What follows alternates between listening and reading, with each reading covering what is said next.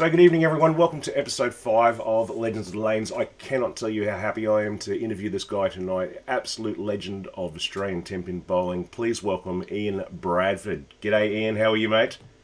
G'day, Jeff. How are you? I am super well, mate. Thank you so much for coming on and having a chat today. It's an absolute honour to actually finally talk to you and have a bit of a chat about your bowling career and what you did and how you did it, mate. So, yeah, absolutely honoured. Thank you so much for coming on. Um, I'll get it out of the way. I don't like doing this, but we'll get it out of the way and start it off. When did you start bowling? Where did you bowl? Oh, Jesus. Well, first ever bowling was at a I reckon it was about 11th or 12th birthday party, and mum and dad asked me what I wanted to do for my birthday, and I said, "Oh, how about we go bowling?" And so we had a little party there. It wasn't a big one, but got me started in the bowling and very interested in it. Yep. From there, I joined the junior league at Essendon when I was about 13, and yeah, the rest is pretty much history. Essendon was it began a bit slowly for me. I didn't really have a lot of, there wasn't a lot of coaching available in those days, Mm. but a few years into my junior league status there at Essendon, Keith Sly appeared on the scene, and he was really, really, yeah, yeah. Basically, I owe everything to him because without him, I doubt that I would have ever been turned out, doing as well as I did. So Yeah. yeah, Yeah. Yeah. Good bloke, Keith. yeah. So you've always been in Victoria, based in Victoria? Yeah, basically, I lived originally from England, but came out with mum and dad when I was 3. So spent my life in Melbourne, usually in the northwestern suburbs around Essendon. And it's only recently that I've moved up to Canberra, actually, to be closer to mum and dad. So Okay. yeah, Yep. now in Canberra, but yeah, most of my life in Melbourne. I've got to ask the dreaded question, Ian. Are you a Bombers supporter? I am, but well, let's not mention that. Oh dear. It's been a long haul of not much in the last few years. So yeah, I'm North Melbourne, mate, very. so I know exactly where you are and where you've been and where you're going. So it's just normal, just normal. Hey, so when did you actually finally find something in tenpin bowling? You go, I'm good at this. I'm going to make this a living. What sort of age were you at that Oh stage? God, look, it was only in the very last year of juniors. So the year I turned 18, in around the middle of the year, that I started being much good at all. In fact, up until then, I was well under 180 average. Basically, with Keith Sly's help, things took off in that last year of juniors, and I went from being, just another bowler to someone who was pretty competitive on the junior circuit in that very last year, amongst people like Rod Evans and Sue Castle at the time. And yeah, it was. So I had a bit of success. Only made the Victorian junior side that very last year of juniors, and went to Perth, and that was a fantastic trip. But yeah, it was the year after juniors where I really started attacking the South Pacific Classic qualifiers in Melbourne, and I was basically making it my mission to go to every one. I thought they were fantastic practice for qualifying, and then not really match play, but I think you bowled about 16 games or something in those, so it was really good practice for bigger tournaments, which I hadn't really participated up till that stage, but just trying to do very consistently well. And that first year when I was out of juniors, I think I won my spot at a South Pacific class into the South Pacific Classic only in the second last spot of the season. Now, I was going to get there anyway because they had a point system, and I was in the top 2, and quite convincingly, I think, in the top 2. But I wasn't giving up, and yeah, eventually I did win the spot. But I put down my success really to just having a go all the time, and having those, I don't know, it was probably about a dozen South Pacific finals where I just got that practice throughout the year. So yeah, it was really good. Cool. Yeah.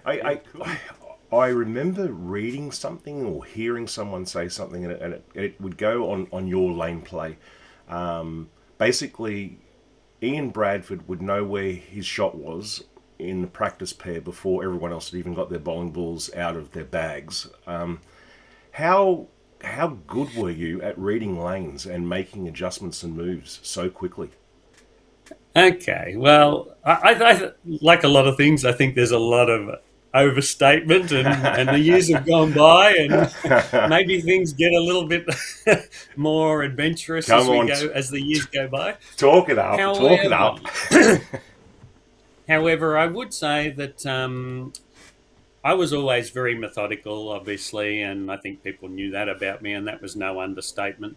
Um, so when I arrived at a tournament, if there was another squad playing, I never wanted to play a squad if I didn't have to. So I'd always want to see where other people were playing. Mm, You know, you check the leaderboard, you see who's doing well, you go and watch all those players.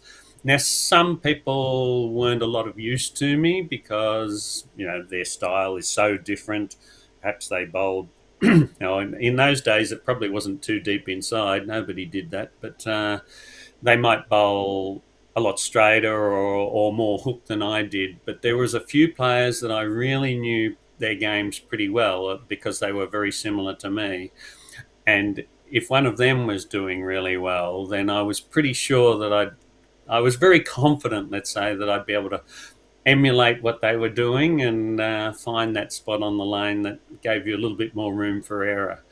I would particularly mention Mark Malloy. He threw a ball that was pretty similar in the way it went down the lane to what I did. So if he was doing well, then I would have a look and see where he's bowling and get a line off him. But there yeah, were multiple others that I could, yeah, all right, I can slow my ball down and get a little bit more hook or something and follow that line. But basically, I realized pretty early on that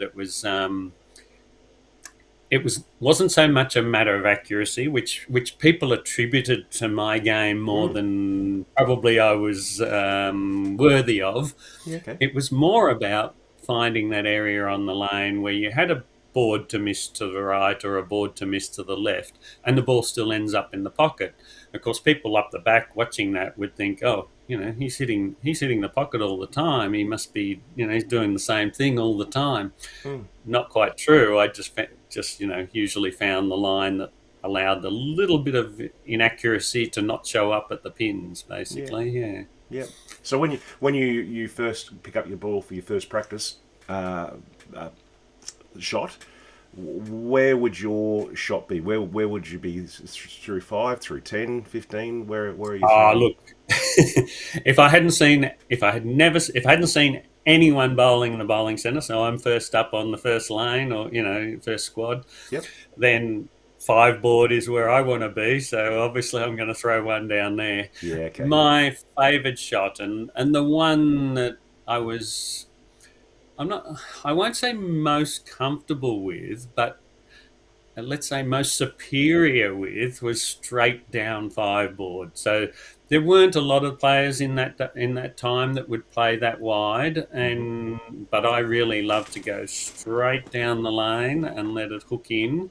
And five board was the area where I felt very comfortable. Yeah.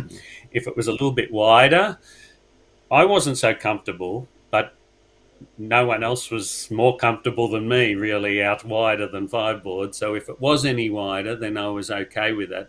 I Yep. still threw a few, I mean, there were times at Ed Fleming Lanes in particular where the shot was a little bit closer to the gutter. And yeah, a few of mine ended up in the gutter too. Went in. But Yeah. yeah, it was, How, I wasn't uncomfortable out there. what would be the most extreme? Were we talking one board, two board, three board? Where are you sort of feeling more comfortable? Obviously not one, but Yeah, look, I mean, I was most comfortable on five, but if yeah, the shot was down three board, then I could do you that. can do it. Not so much if it needed to be out a little bit towards three board, then I wasn't so comfortable doing that. But if it Yep. was a little bit pointed in, I could do that. So there were times when, back in those days, there'd be too much oil out on the edge of the lane as well as everywhere else on the lane, and if you needed to angle the ball in, I did pretty well at the big world tournament they held at Ed Fleming Lanes, where there was quite a lot of oil on the lanes, and I had to point the ball in over sort of four board or something from there, and I think I ended up finishing fifth. Let's not go into detail about what happened in the step ladder there, but You can if you want. that wasn't. But no, that wasn't one of my better ones. That one. um, when you're making moves on the lane, I mean, these days we've got so many bowling balls coming out every week. There's a new bowling ball coming out. What would be your go-to thing? Is it a hand movement, wrist position, or would you just basically, if things aren't working, I'm just going to go and pick up a new ball and try something different? Well, Yeah, all of the above. So I guess one of my strengths was being able to change the way I bowled and do it consistently. So I could slow down quite a lot. I couldn't speed up to the same extent that some bowlers could, but I could still throw it fairly hard if I had to. hmm But slowing down, I could do that quite consistently, where some bowlers they might be able to throw a ball slow, but they weren't very consistent at it, and they'd get more that jumped through the nose or something like that. But I was pretty good at being able to change speed and have it, pretty much spot on every shot. Um, Hand position a little bit too. Balls, I did have, with Keith Sly and myself, we drilled quite a lot of balls, and I had a pretty decent understanding of what might work and what wouldn't work. So I think it was pretty much all of the above, including the ability to sometimes go between 4 and 5 steps on the approach. I learnt that one probably a few years into my bowling. I was struggling a bit I started on a 4-step approach, and I was struggling with my timing, and I just thought, well, this is ridiculous. I may as well try something totally different. Tried a 5-step approach, and that really did. Not only did it solve my problem that day, but it I realised how I could use that to either solve a timing problem going between one or the other.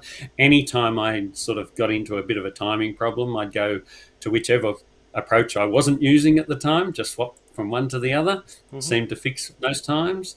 Or, in fact, be able to slow down and, bowl off a 4-step approach, or go to a 5-step approach and speed up a little bit. So quite a lot of different things, hand positions, lifting the ball a bit more, cupping the wrist a bit more, which eventually gave me a bit of I think that led to the wrist problem that, Yeah. got in the way of my bowling at the end. But yeah, a lot of those things. And, I'm not sure how much use they are in today's game. I haven't bowled for 20 years now, so Yeah, really. I Yeah, couldn't okay. really tell Do you, do you. you, actually? So, Ian, have you ever been? Well, everyone always does. When you get in a slump in bowling, say you're bowling a tournament, and all of a sudden you just can't find anything, and you've made all your adjustment, you're changing bowling balls, and you just can't seem to get it right. How do you battle your way through that? What do you do? What's the mindset?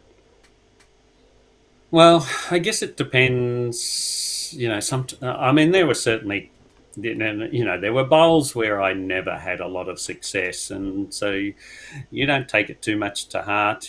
I just did not like rush cutter, or there were a couple of other bowling centres where the shot just didn't suit my game, and generally that would be, if the shot was sort of more like out through 13 board or 14 or 15 or something like that.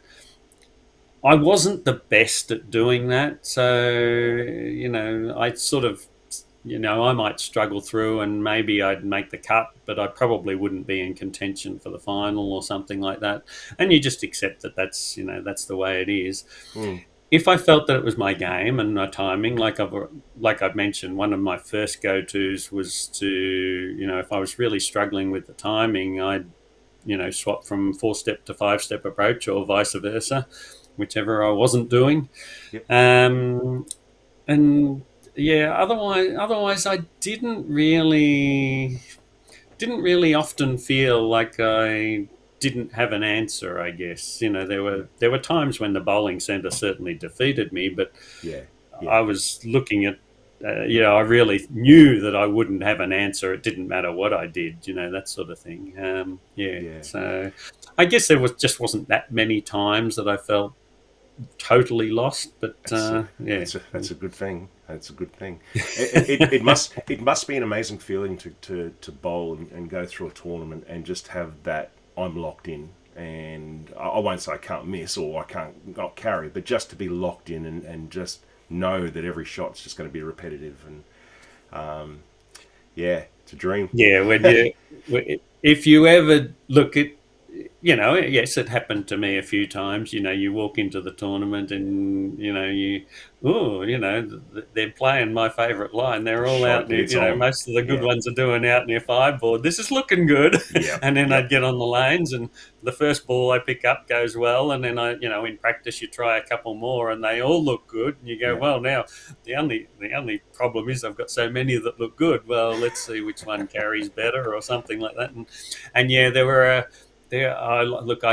It's getting vague in the memory, but I remember there was a period in I think '87 where I bowled 5 tournaments in a row and finished first, second, first, second, first, or something. And I was at that point in time, I was just walking into the tournaments thinking, well, let's just see how well this is going to go, sort of thing. And for me, there was a lot in it with confidence, and it probably more than people imagined, possibly, because there were times when I'd walk into a centre, and I've mentioned centres that I'd never really liked, and you sort of walk in there and go, this is going to be a battle, and but there were other times and particular centres. Always loved Geelong, the old Geelong centre, the new one. I love Bankstown. I bowled well at Bankstown on numerous occasions, so it was lucky the South Pacific was held there quite most of the Yeah. time. Yeah. Ed Fleming Lanes, always loved that one.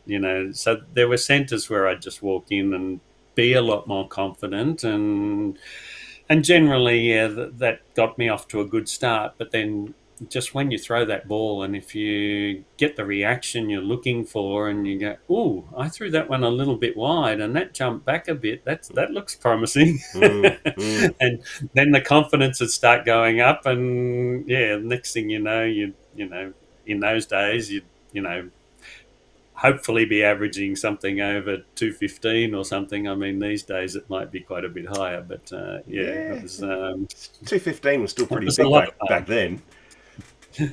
Of course, you've got no control over in bowling. You can have a fantastic day, but if someone else is having an equally fantastic day, well, it's still going to come down to the wire, and Yeah. you may not win, but if you're up in the top 2 or 3, you could be a little disappointed with not winning the tournament if you had a great tournament, but we all know that you win some, you lose some, that sort Yeah. of thing. So Yeah. yeah. Do you still miss it, Ian? Oh, look, yes is the short answer. I Yep. do. I would love to be able to bowl to the level that I used to bowl, but I know that if I look, I know that if I tried to bowl now, I would get into physical problems pretty damn quickly, Yeah. and it wouldn't be worth the hurt. I would love to see what throw a few games on these new conditions and new bowling balls, but I'm not sure that I'd feel great the next day. No, no, I'd have to agree with that. I just actually episode 4, the one before you were, I interviewed Graham Morgan, and I said to him, he's sort of like, he's like an old bottle of wine. It just keeps getting better, and the older he gets, the better he gets, and the more he's winning, and he's just doing really really well on the senior tour. And yeah, it's interesting how some Yeah. people just continue with it. Yeah, it would be, and I guess, look, I mean, when I did give up bowling, it was mostly because it was just simply putting me in a bad place physically. You know, the wrist and the back were just getting too bad. But there was a little bit of, oh, look, I'm really not performing to the standard that I used to, and I wasn't Yeah, happy with that. So, yeah. so yeah. Was the wrist obviously because the action of your hand all the time, because you had it pretty well bent, didn't you? Yeah, I did have a pretty cupped wrist and put too much stress on my probably put too much stress on it, particularly early on. You know, bowling with 16-pound balls, which is as a fairly light framed guy, was probably too much. Yeah, If I was doing it all over again, I would never go past 15-pound bowling balls, yep, even, and occasionally on the conditions we used to bowl on, 15-pound bowling balls were certainly not as effective as 16, but it would have been better to take that small penalty and just live with that on to allow a bit more longevity yeah, and less issues with the wrist and that sort of thing. yeah, Um, as towards the end of my career and with more synthetic lanes on the scene, I felt that there was very, very few times when 15-pound balls were giving anything away to 16. hmm, And there were even a couple of times, I did have a couple of 14-pound bowling balls, and there were even a couple of times where I ended up getting better carry from the 14-pound bowling yeah, ball than I really, did from the 15. yeah, okay, So I don't think that would have worked too much earlier. It only started working a little bit better, I think, in the later years because the lanes were a little bit more hard and sharper. The break point was a little bit sharper, perhaps. You know, in yep, the early days, if you were bowling on lacquer lanes, break points, no one knew what that really meant in those days. It was just more of a gentle yeah, curve most of the time, sort of thing. Yeah. yeah. So, yeah. I interviewed. I think one of my very very first interviews was with Jason Belmonte, and even me being involved in the bowling industry for so long, I didn't know about that he looks at two. He looks at his target and then he looks at the break point and rolls it through. I had no idea that was happening. Is that a strategy that you use? Be the same?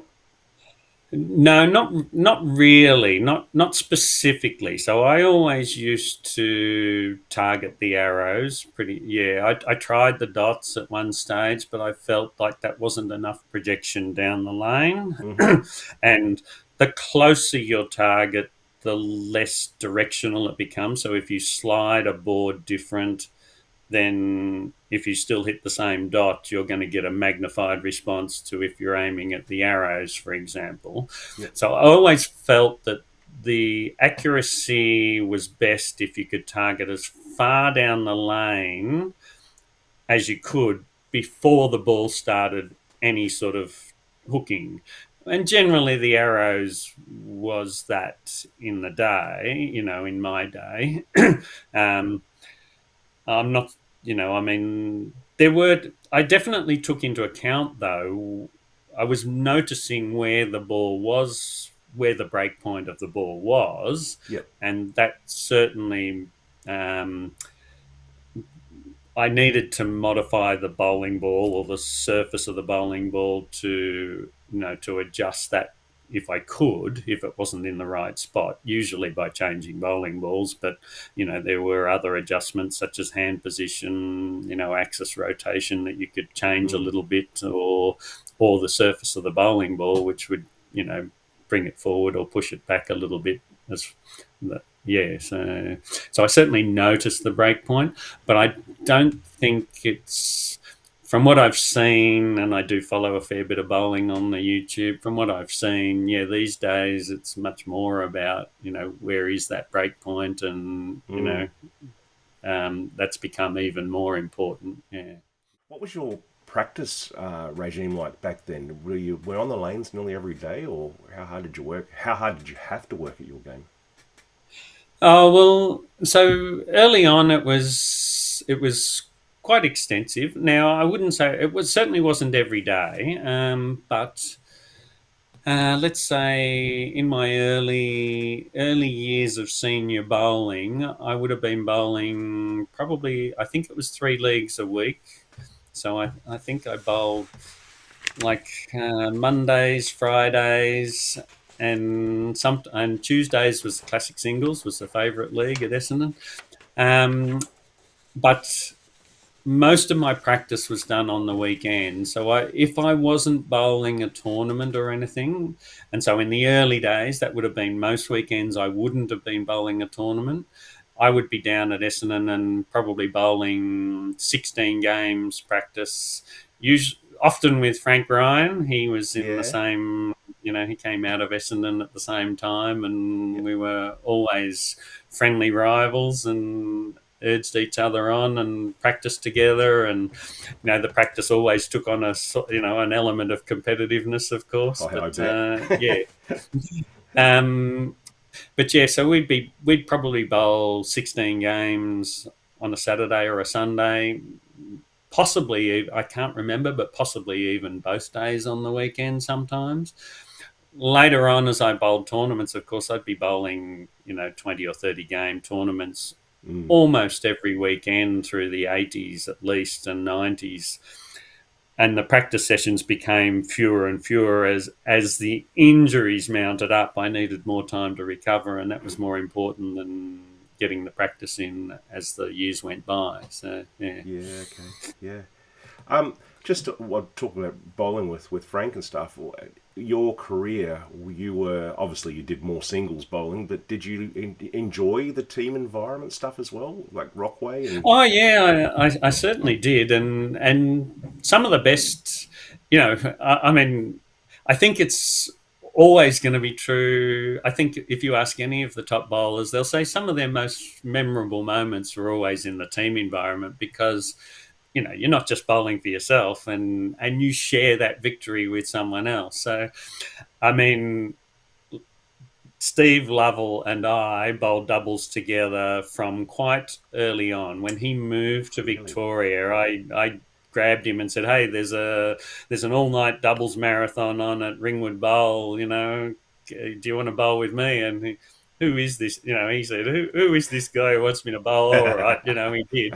And from then on, we did not bowl doubles except with each other, and we won virtually everything that we bowled together in. There was only a Yeah. couple that we didn't win when we bowled together. So obviously, it was a great combination, and having a left-hander and a right-hander in some of those things really evened it up. So if the Yeah. left-handers had a great shot, well, Yeah. Steve could carry me.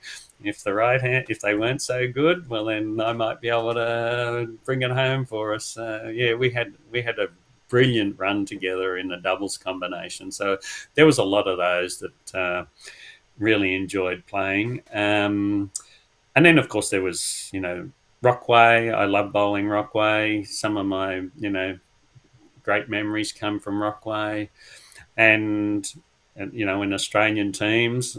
When particularly in Perth in 1992, when I bowled doubles with Mark Malloy. I think we won the doubles. I think we got gold in the doubles from memory. Mm. That was fantastic because I mentioned before that he and I bowled quite similar lines. So on that particular day, I got I got a good idea of where I was bowling, and the shot looked really good. And I was able to get Mark lined up on exactly the same sort of Yeah. shot. I think his was just a couple of boards different. He was standing just a couple of boards different to mine, and we just played the shot.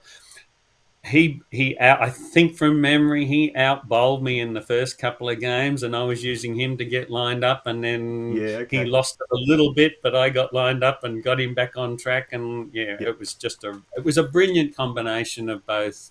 The fact that we were bowling fairly identically, lines, and I was able to get both of us lined up really well, and yeah, it was fantastic.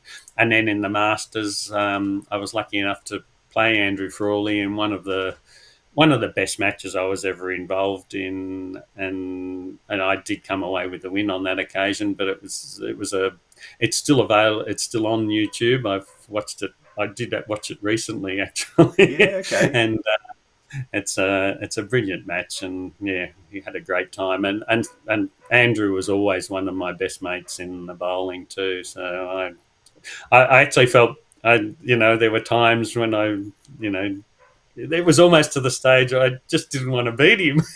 Oh, really? but yeah, on that occasion it went my way. But yeah, he's just such a great guy, and it's there certainly wasn't a desire to kill or anything on those particular occasions, I must Yeah, admit. So. yeah. Just what you were saying before about Steve Lovell. I'll give it away in another couple of weeks. Steve will be on the show as well. He's gonna do an episode, and I'll probably try and reach out to Andrew Frawley as well because it'd be a good chat as well. Try and get Andrew on.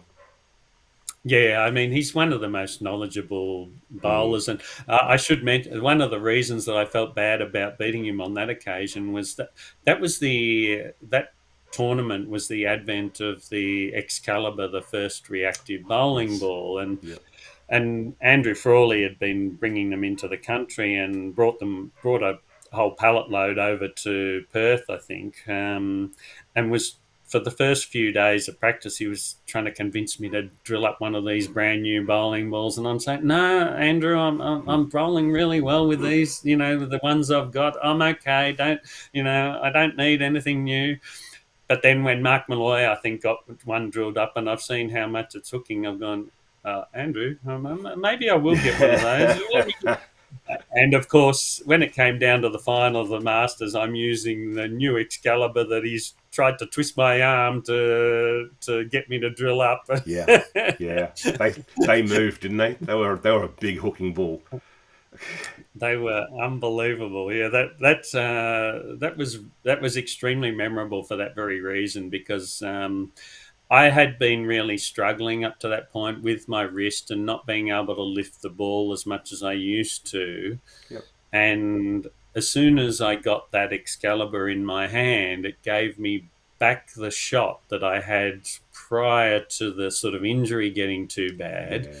And suddenly I didn't have to do anything, but I've got back the shot that I'm used to playing. And most of the other bowlers have got this brand new shot that's hooking so much more, and they Yeah. don't really know how to control it. And what's happened to me is I've just gone back to, suddenly I'm back to where I was. This is fantastic. I How can good play is the that? same old game, Yeah. and they're all getting used to it, and I'm like a pig in shit sort of going, oh, this is fantastic. I'm back. I'm back. Yeah. I'm back. Yeah, that's exactly what happens. I Yeah. was, and that did. Yeah, when I was playing Andrew, I'm thinking this really isn't fair. I, if he hadn't convinced me to drill up this bowling ball, there's no way I would have been beating him. So yeah, yeah. True. True. Yeah, I've spoken to a few people, and Graham, once again, exactly the same thing. He always struggled to hook the ball. Yeah, actually, I interviewed George Frolingos, and he'd said exactly the same thing. That as soon as resin came out, I drilled one up for him, and he went out there and he went, "Holy hell, what's going on here? I can hook the ball this much," sort of thing. yeah, So it it was was. good for some, not so good for others. People who did throw the ball a lot, yeah, struggled. Yeah, so people like Andrew, and who had a lot on the ball anyway. Yes, it may have given it may have improved his shot a little bit, but of course it evened up it gave the shot to a lot of players who were not able to lift the ball anywhere near as much as Andrew or get as much on it as Andrew. And Yeah. so in a way it certainly didn't do him any favors, because it just gave everyone else a better chance. Yeah. So, Ian, I heard on the grapevine, I wasn't actually there, but I believe there was a tournament at Mount Gambier, and correct me if I'm wrong, but you actually aimed to hit Brooklyn in that game to win. Is that correct? Oh, Jeff, yeah, that was. It is actually one of my. It is one of my favourite stories because I may have lost a lot of the claims to fame over the years. You know, with the scoring getting higher and more 300s and all that being bowled. Yeah. But I'm pretty sure that no one will ever aim Brooklyn in a tournament and win 2 years in a row. 2 years in a So row. just to prove it wasn't a fluke. Yeah, well, there was. I can't remember the year, but it was probably something like 1989, and we bowled at Mount Gambier. I think it was part of the South Australian SA.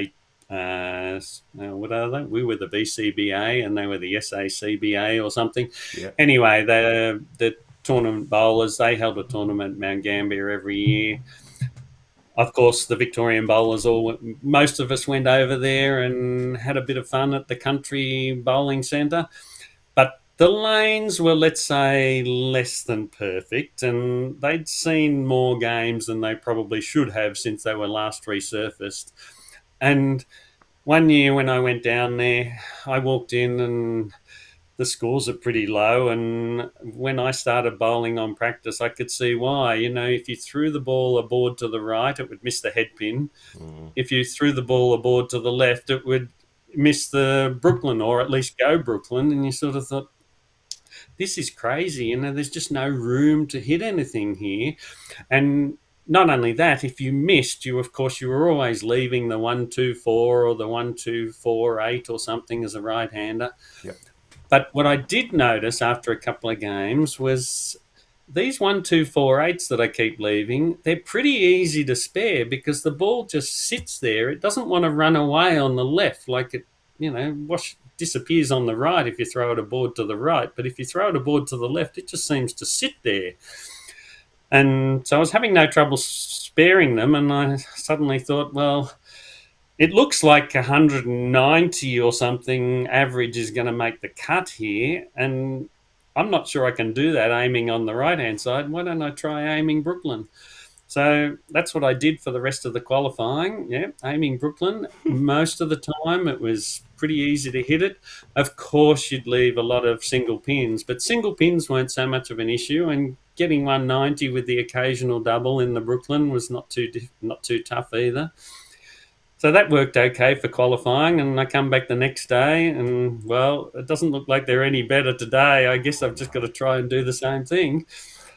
Did the same thing all through the match play, and even in the step ladder final, ended up winning the tournament, aiming Brooklyn, much to the disgust of some of the bowlers. I must. I've got to ask, what were the bowlers like? And Oh my God! the other question is, did anyone follow you? Did anyone do what you were doing? That was the amazing thing. So obviously, Brooklyn was, so frowned upon. Just getting one Brooklyn strike was going. Oh, that's not good. Yeah. If you're aiming there and consistently, getting 4 or 5 strikes a game, aiming Brooklyn or something, and leaving 5 pins and 10 pins and whatever else on the other shots. Yeah. And I thought, how come no one is following me? Not a single bowler tried to copy that and follow me. Pride. I think it was a combination of pride.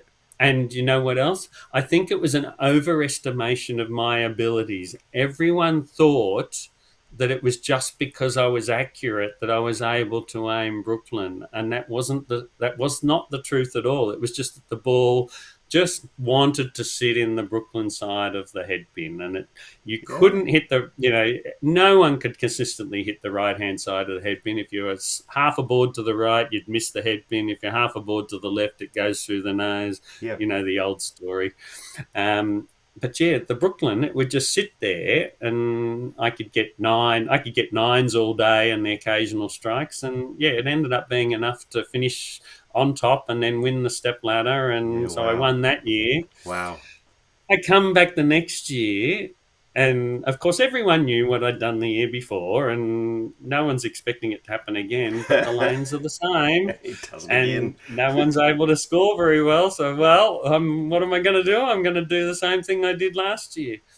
and won the tournament for the second time in a row, Wow. bowling Brooklyn. So, and Wow. still, absolutely no one followed me. That is I crazy. couldn't believe that. That is That's what absolutely I crazy. couldn't believe. Because I mean, here I am saying it would have been pride. No, I'm not going to do that. And I'm thinking, hang on, these guys are all elite bowlers. They want to win. You're going to do anything you can to win, aren't you? Exactly what you've just done. And they haven't followed. That is really weird, isn't it?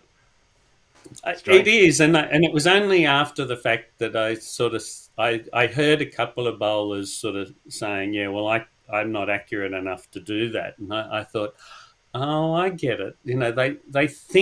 They think that I'm so accurate that that's the Yeah. reason that I can do it, but it was nothing like that. If they'd followed me, they would have been able to do the same thing. If they're feather in the cap, mate, they're all saying how good you are. How good is that? How good is that? Yeah, well, there are, sometimes being the most respected bowler in the field, occasionally it works for you. Yeah, It doesn't often, because when you're in match play, who do they want to beat? They of all want to course. beat the best, You're and number one. and so there were so many times when you'd play match play and you'd have an average of 10 pins higher against you than anyone else has had against them, or something like that. And you think, yeah, well, Yeah, yeah. that's the price you pay sometimes. But, So, but just occasionally it works in your favor when they don't think that they can. that is gold story. Yeah, it's very very good. Hey, talking about mindset going into finals. Did you enjoy that pressure, or was it just something you learnt to handle? And that, yeah, I think it's something that it's something that I'm always been very good under pressure, so I don't think it fazed me too much, and just the way that I bowled wasn't very reliant on on not feeling any pressure. So I could still bowl quite well, even if I was a little bit shaky. I mean, that 12th ball in some of the 300s that I threw, I describe as pretty shaky, but I could get through it and I could throw the ball pretty much identically, even though I wasn't, you know, totally calm. But most of the time when I was playing match play or even step ladder finals, I did have a pretty good way of dealing with the pressure, and that was pretty much it's almost self hypnosis, where you sit down after the shot and you pretend that you imagine that you're a million miles away in a sunny field, lying in the grass, that sort of thing, and it just brings the heart rate down and the pressure drops away. And I learnt that trick um, very early on. So it wasn't something, and it was something that I used a lot throughout my career. If you do happen to see a video of me in a step ladder final, often when I'm not bowling, I'm sitting up the back with my eyes closed, just imagining that I'm anywhere but in the bowling centre, Yeah, sort of is thing. that And right? Yep. yeah, and so that was just the way of getting the heart rate back under control and putting yourself, getting yourself grounded, I suppose. And then when I get up to bowl, as most people had noticed, I had a very, solid routine. Mm. And I think even since I've stopped bowling, I've realised that that was probably just as important. And just having something that you do all the time as you get up there is in itself rather relaxing and puts you in the mode to throw the ball the same every single shot, or as much as you can. Yeah. So, look, we've discussed the mental side of your game. We've discussed the how you can move, and what what do you think defines your game the most? Now, this is probably a really hard, silly question, but is it your mental attitude on the lanes? Is it the style that you bowled? Is it the practice that you did? What do you think is the number one thing, or is it just a combination of everything? So I always thought that I was nowhere near the best at throwing the ball, and I wasn't even the most accurate player out there. so it really was the mental side of the game that separated me, from most other bowlers, I would say. Yep. And I think I mean, it's an overstatement to say that you need a physics degree to bowl, but the fact that I had one was helpful in the way that I analysed the game and the way that I was able to perhaps methodically figure out what might work best, and eliminate what didn't work very well. It's basically a big experiment, isn't it? From when Mm. you start bowling to when you finish bowling, if you've got that mindset, you're just doing one big experiment. Does this work? Does that work? And I was able to, as I said, I think the key difference really was when I bowled well, it was usually because I'd found the best part of the lane to bowl on that opened up an area for me. And in a tournament where the lanes weren't all that easy, if I found that advantage, it was probably almost all over, if you know what I mean. Yeah. If I got an advantage over the other players, well, yeah, it's almost unfair. Yeah. In a good way. In a good way. Hey, Yeah, yeah. just I don't have your stats and records and stuff, but if you can quickly just run us through. Do you remember how many times you've represented Australia and how many times you've bowled Rockway and tournament Oh wins? God, no! I You don't don't? remember all of those. Yeah. If I could have, I do have a copy somewhere, but yeah, I wish I can There'd be probably a lot send though, it if I yeah? can. But yeah, I mean, basically, I think I ended up with about 100 tournament wins over my career, Yeah, which at the wow. time was the most of anyone. Now, I don't doubt that Jason's probably well and truly surpassed that. And of course, I led the number of 300s quite convincingly by the time I gave up, but that's been well and truly overrun with the conditions that they Yeah. bowl on now. Yeah, it's changed a Um, bit. but yeah, I represented Victoria on quite a number of occasions in Rockway, and in fact, one of my proudest moments was actually coaching the Victorian Rockway team to a win in Tasmania, which was it was a, it wasn't easy down there, and it was a pretty tough condition to bowl on, and it was. I think at the time I've mentioned Mark Malloy before, and I will again because he was in the team and for some reason or another, I'd missed the team, and it was basically like me bowling and just telling him what to, just Yeah. saying, "How about you try this? How about you try that?" He ended, from memory, he ended up high averaging. He definitely high averaged for the Victorian team, and I think he was close to the high average for the whole Rockway that year, and that was partly because he bowled pretty similar to me, and if I'm Yeah. standing up back, I can, oh, try this, try that, and Yeah. yeah, it was. So that was a great one, and of course I've mentioned the 1992 FIQ Asian Zone FIQ, which we had we had great results in, but. I suppose the one, I mean, I finished second in the World Cup in 19. Oh, what was it? It was 1990. Was it 1990? 1988. 1988. That's Yeah, right. okay. In Yep. Mexico. Yeah, that's huge. And Yep. up until then, that was the highest that a male had finished in the World Cup. Of course, others have gone on to do better, since then. But those were sort of some of the highlights that I really enjoyed, and I guess the other thing I just enjoyed the consistency, and I was the high average bowler in Australia for a number of years through the 87, 88 through to 92ish or something like that, and Yep. consistently averaged close to 210, which in those days was yeah, not too bad over a Yeah. whole year's worth of tournaments or whatever. Very, So very yeah. decent. Very decent. It used to, I mean, that was one of my priorities. So, of course, if I wasn't bowling the best and not having a great tournament, I would still just really, really try and not do too much damage to my average if I could, and that sort of thing. And that held me in good stead because it just meant that it didn't matter how bad things got. I was always trying to do a little bit better, sort of thing. So yeah. Yeah, yeah. Hmm. Looking back at all you've achieved, what are you most proud of?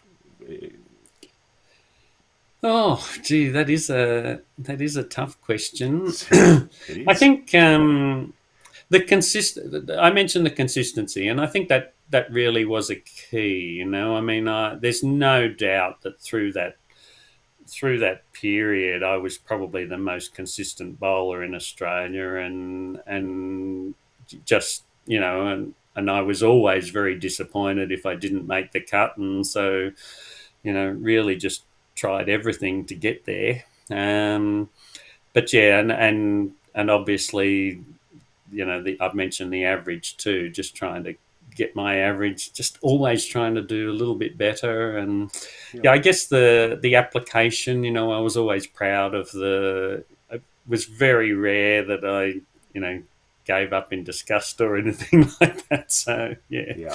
can't Yeah. say never, but Wow. sometimes the best of us, so something gets to us the best of time. But If you're gonna fight on by shooting Brooklyn in a tournament, I don't think you're giving up. So yeah, yeah, well, I mean that was the most fun, memorable point in my career was aiming Brooklyn and having John Sullivan up the back, and he, being the most accurate player that we had on the tour at the time, and we all miss him. He passed yeah. away a few years ago, unfortunately, but having him up the back, um, so disgusted that I should be hitting the Brooklyn Oh, every really? shot. Yeah. Because he always, if you wanted to beat, if you did want to beat John in a match, the best way to do it was to throw a Brooklyn, because Upset him. they really did upset him. He was so accurate that he very rarely got a Yeah. Brooklyn. Yeah. And I Really. will mention that one of my favourite memories was actually we went. There was a year when the Coca-Cola Classic was on TV, and they had it as a three-person team, and I bowled with John Sullivan and Cara Honeychurch, and Oh we ended yeah. up winning that and taking the trip over to the US. And was one of my favourite memories. And I love bowling with John and Cara. Yeah, it was one of my favourite memories. That one. Yeah. You've, any aspirations at all to do the PBA now that you've done the trip to the States? Look, in the back in the day before the risk got too bad, I had serious thoughts about going over there for 6 months and seeing how I went. But it was right about that time that the risk got quite seriously bad, and I decided that I just simply wouldn't be up to bowling every day of the week, and so many games over there, and then clearly I would need to practice a lot more, and that really got in the way. Equally as important was the fact that I was doing quite well in my job at Kodak, and it would have, it would have meant giving up quite a lot to go over there, and I just couldn't make the numbers stack up either in those days. Yeah. So yeah, a little bit of a disappointment that I never got to try that on a consistent basis, because every time I went to the US, I actually did not perform my best because I suffered terribly from jet lag, and I was never over there for long enough to feel clear of that, and Yeah. feel like I was bowling to my ability.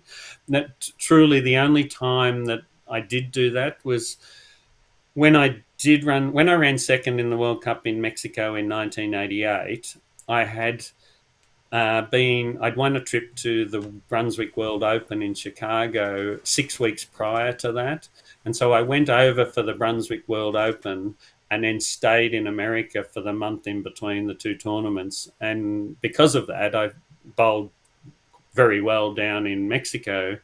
And I basically sort of figured out, right, okay, if you want to bowl well in America, you're just gonna have to be over there for a month before you really, settle down and start bowling really well again. So consequently, that was the only time I really felt like I bowled to my ability, when I was in America, or Mexico, as it turned out. But yeah, otherwise that jet lag, it just always felt like I was bowling at 3 a.m. in the morning in a marathon. Yeah, really, really. Did you cop much of that same sort of feeling when you were doing FIQ and flying around Asia and all that sort of stuff, or wasn't too bad? Well, Asia, of course, there's very little time difference, so I was. It's all fine. It was all the time difference. I sort of, I could always relate it back to the time in Australia. If we did have a very early morning or very late session over in America, I'd suddenly start feeling like I'm bowling a little bit better or something, because the time over here was daytime or something like that. And whatever the reverse was in Europe, when I went over there a couple of times, I always felt pretty ordinary, except if I happened to bowl at a really weird time, and then you go, oh, hang on, that's like 4 o'clock in the afternoon back home. No wonder I feel normal, sort of thing. But Yeah, yeah, yeah, yeah, so unfortunately, I was one of the people that just really suffered quite a lot from jet lag, and you know, I can't imagine being able to go over, to the States and bowl well in the first week that I'm over there or anything like that. It would take me at least 2 weeks to acclimatise or yeah, whatever. So, yeah. Bugger, bugger, bugger, bugger. Well, mate. but in Asia, I didn't have any of those problems. So I certainly did better in Asia than I did anywhere else in the world because of that. So, Yeah, yeah. yeah. Um, any any preferable place that you've bowled in across the world that you prefer to Well, bowl? I obviously did love bowling in America and the World Open and those sort of things. Bowling against the pros, I mean, that was the pinnacle of the feeling that you get. The disappointment was that I wasn't performing to my true potential in those particular events. But Yeah. I did really enjoy. I did enjoy bowling in Mexico, because the lanes were quite good, and they suited my game, and as I said, I got over the jet lag and that sort of thing. Um, yeah, I would say. And the other place that I had a ball was the first time I bowled on synthetic lanes was in Singapore, when I went over there for their championships or whatever it was. And I happened to bowl my first 300 over there, and I won a car for that. Oh, really? So did I like synthetic lanes or what? The first Yeah. time I bowled on them, I've gone, oh my God, this is fantastic. I can't wait to see some of these in Australia. And Yeah. and that was pretty true. It was very rare for me to bowl on synthetic lanes and not do well. So I found them much more consistent, a stronger break I was point, going to say, all yeah. that sort of thing. And Yeah. yeah, and the ball looked really good on synthetic lanes, and no wonder I liked Ed Fleming lanes. They were the first one in Australia, I think, with synthetic lanes. So Yeah. yeah, Very really good. enjoyed that. Very good. Hey, nearly at the finish line, mate. Thank you again so much for coming on. It's just absolute honour, as I said before. On the show, I've been doing a frothy quick six pack. We're calling it the six pack, which is basically just six quick questions we run through at the end of the show, and yeah, just Okay, yeah. just give us your answer. You've probably answered most of them, but we'll start it off with question number one. Who was your most feared opponent? Most feared. Well, probably it would be a toss up between Steve Lovell and Frank Ryan, because I just had so much respect for both of them. Probably Steve Lovell a little bit earlier on, when he was more at his peak of his game, and then towards the end of my career, then Frank Ryan. He just had such a vicious will to win, Hmm. that if you couldn't find the way to if you couldn't find the way to the pocket more than he could, you were gone, sort of thing. Yeah, it was. Yeah. I'd say they were the two. I guess really early on, when when I was playing in the singles league at Essendon, I used to play against Ron Powell, and when he was at his best, if you left an opening in the ninth and 10th frame for him to strike out, uh, he would just do it almost every time. Yeah. so, Wow. so they would probably be the three that throughout my career it obviously changed. Ron early, then Steve, and then Frank. Yeah. Yep. Yep. Awesome. Question number 2, mate. What's your favourite bowling centre of all time? Ooh, well, I guess I'd go for. I guess I'd go for Ed Fleming Lanes. Yep. There was a lot of tournaments there, and the Melbourne Cup was held there, and it was synthetic, so it had just about everything. Yeah. Yep. Number 3, your most memorable win. Most memorable win. Go on, say Mount Gambier. Probably. Say it. Say Mount Gambier. Well, that is the one. That is the one that brings a smile to my face all the time. Yeah. But I guess the most memorable one would definitely be the first. I won the South Pacific in 1982 when I really was nobody and no one was expecting it, least of all me. Yeah, right. So to come out of nowhere and win my first tournament was the South Pacific Classic. That was pretty huge and a fantastic. And the fact that Jeanette won the women's one at the same time, and then we went off to Holland for the World Cup. That was a great trip, and so it all came. All of that made it super memorable. Yeah. Yep. Number 4, who did you look up to as a bowler? So I'd have to say it really was Steve Lovell. And, when I first asked him to be my doubles partner when I was nobody and he was a superstar, and the fact that he said yes and we did it again and again and again over the years, all my admiration to Steve. And he's taught me so much. We used to room together whenever we went away and stuff like that. So he really taught me how to be a winner, I guess, in a lot of respects. And I owe a lot to him. Yeah, that's so cool. So cool.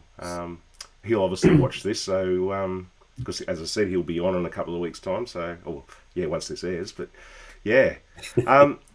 Question number 5, mate. We're nearly there. One tournament that you'd love to go back and bowl in again. Go back and bowl in again. Well, I mean, I did always love this. The South Pacific was the tournament that I really loved. Yeah. It had the prestige. I always thought it was the pinnacle of bowling, especially when you had to go through.